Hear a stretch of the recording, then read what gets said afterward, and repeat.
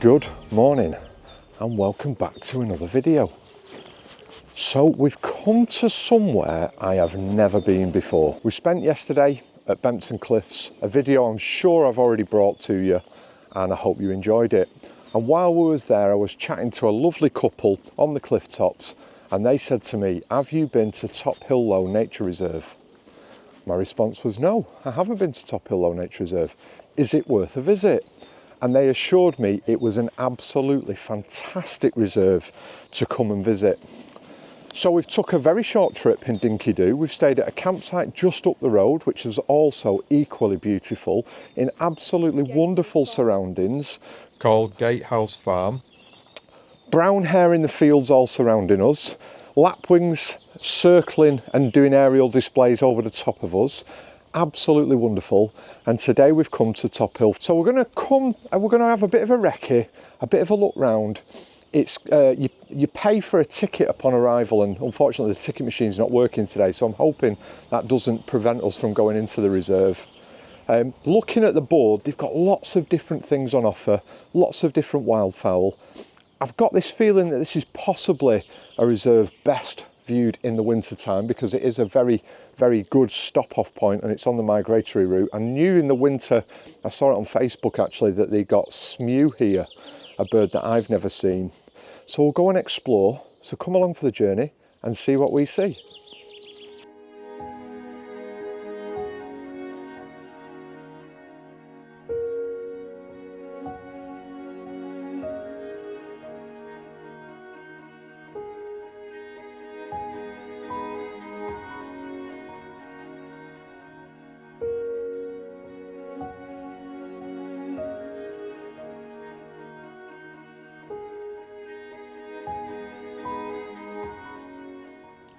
So we've arrived in the first hide. This is on the D Reservoir. Now the reservoirs are a little bit like swimming pools in that they've got high-sided concrete structures all the way around them, and you've got featureless blue water. So in terms of photography, all you're going to get is birds that are on blue water. However, we've seen some birds here that I've not seen before, and that's goldeneye.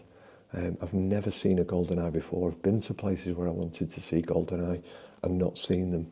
So on the water in front of me, we've got lots of tufted ducks, and when I first arrived, looking out, I thought they were all tufted ducks.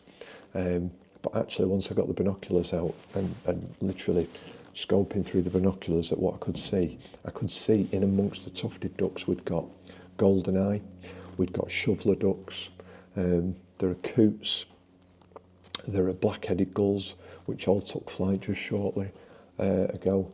So there's a nice mix of different bird life that's on the water. And as I say, the goldeneye have this absolutely wonderful mating ritual that when they're prior to mating, when they're in the courtship stage, which I think's probably been and gone now, they do this motion, the males, where they throw their head right back in a display formation, and it looks absolutely stunning. I've seen it in videos before, and I've seen some photographs of it before. I'd love to see it actually for myself and be able to bring it to you in one of these videos. So now I've found a location that's got goldeneye and actually quite plentiful supply of it. It's probably an area I'm going to come back to a little earlier next year to see if we can't get some of them displaying.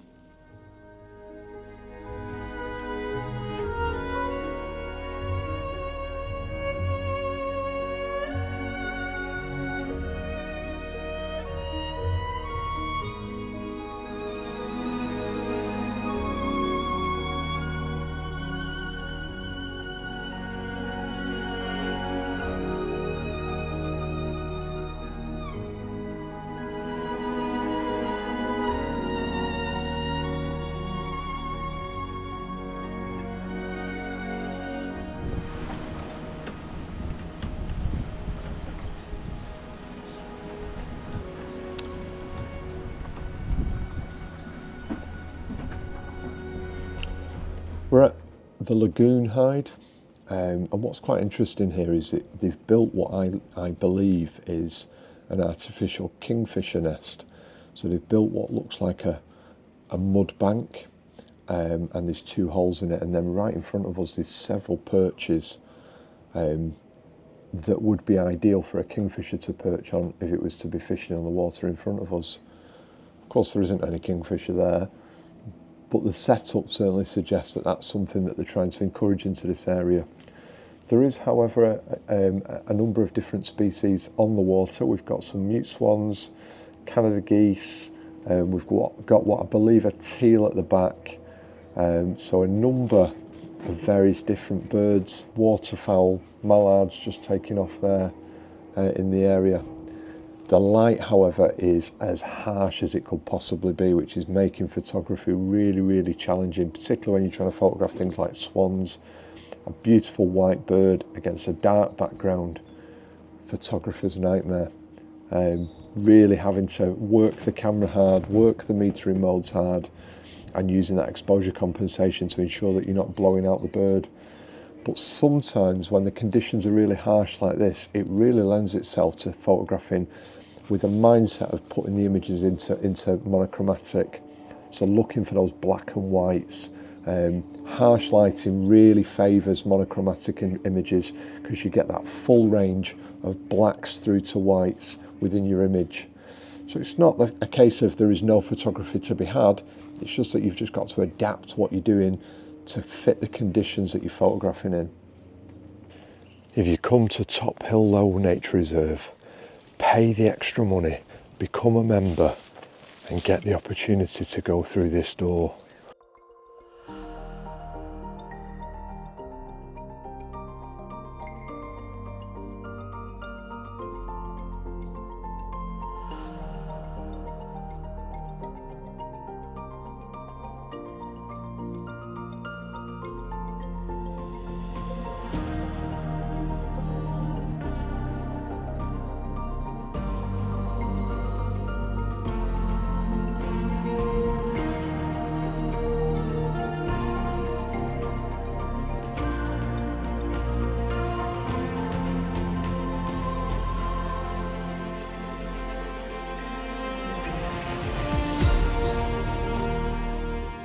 These 2 male shelducks went at it for ages. You can see them gripping onto each other's neck and beating each other with their wings.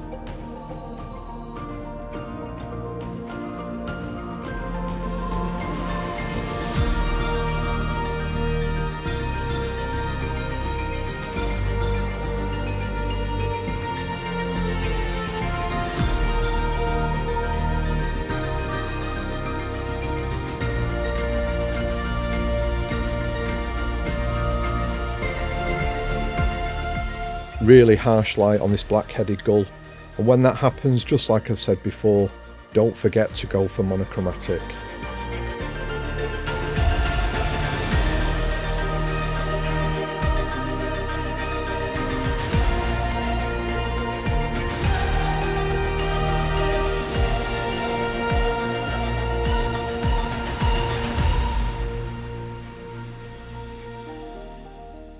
So here we have a male marsh harrier.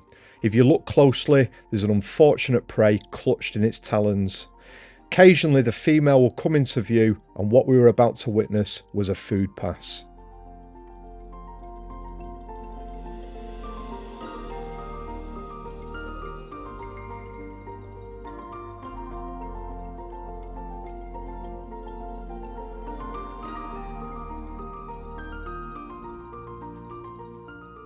We can see the male hotly pursued by the female and prey clutched in those talons. The female gets closer and closer to the male, and the male dangles the prey down, enticing the female towards him. The male releases the prey, and the female inverts and catches the prey in her talons. The food pass has been completed.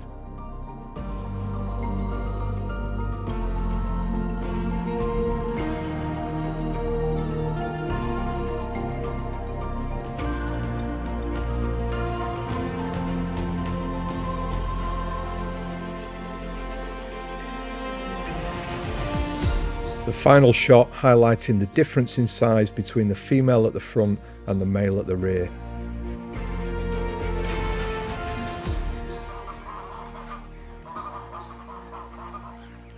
We were then treated to this family of grey lag geese. The goslings could only be a matter of days old, and weren't they just absolutely beautiful?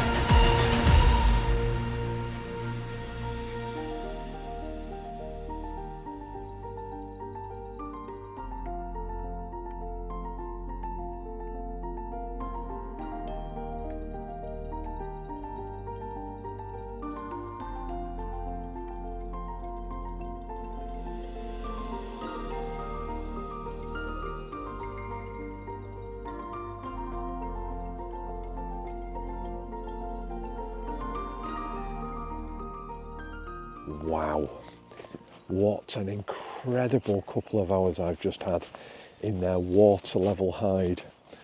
Designed specifically for photographers in mind. It puts you at water level, so you're actually below the water where you sat.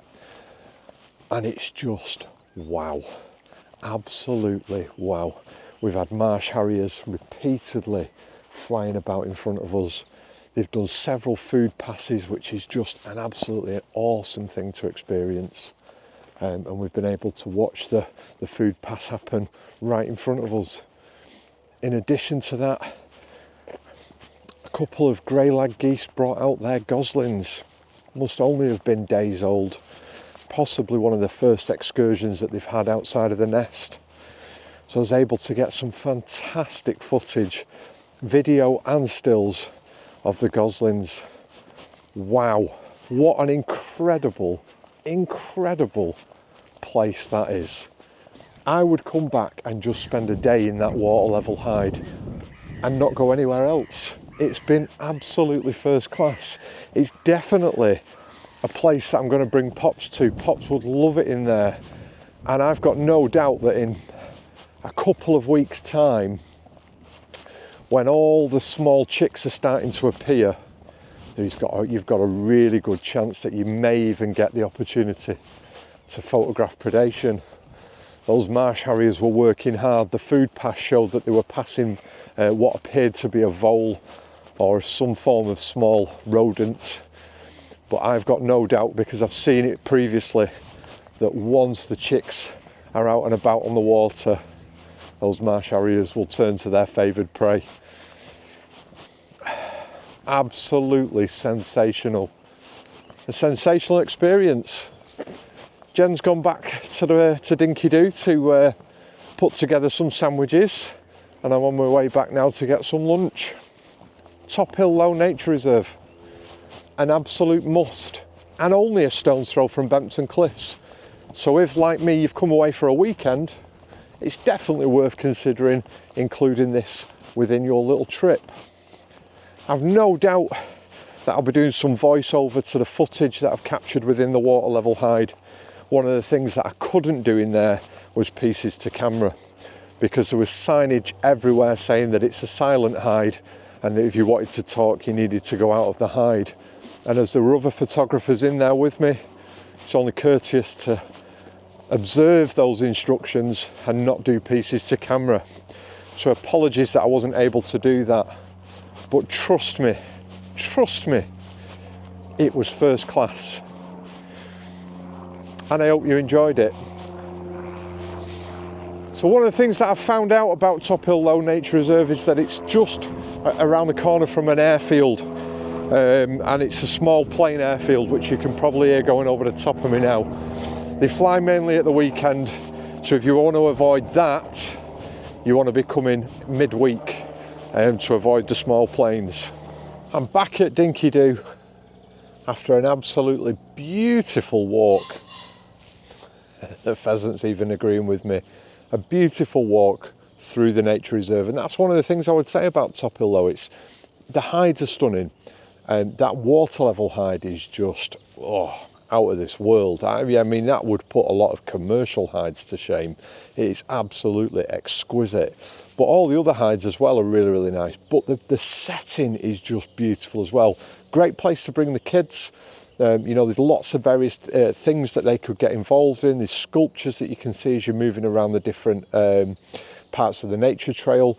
It is abundant with nature. What a fantastic way to manage an area that is essentially an area that provides the drinking water for Hull. You know, that's what this area is about. It's about water reserves and storing water ready to be used for drinking water. And then they've rewilded the area around it and made it a perfect habitat for wildlife. It's been an epic morning, and I would encourage anybody who's in the area, or even not, and you want to have a trip out, come to Tophill Low Nature Reserve. It's a spectacular place, certainly a place I'll be returning to time and time again. If you've enjoyed this video, give it a like. If you've not yet subscribed to the channel, please consider doing so. Every subscription helps massively with the channel. It really helps promote the channel and put it out there to other people who potentially might become subscribers. If you've enjoyed it and you want to show that little bit of extra support, we've got a Buy Me a Coffee. Link will be at the bottom and in the description. A massive thank you to all those people who go out of the way to purchase a coffee and show that bit of extra support. So from the spectacular wildlife of Tophill Low Nature Reserve, until next time, ta-ra.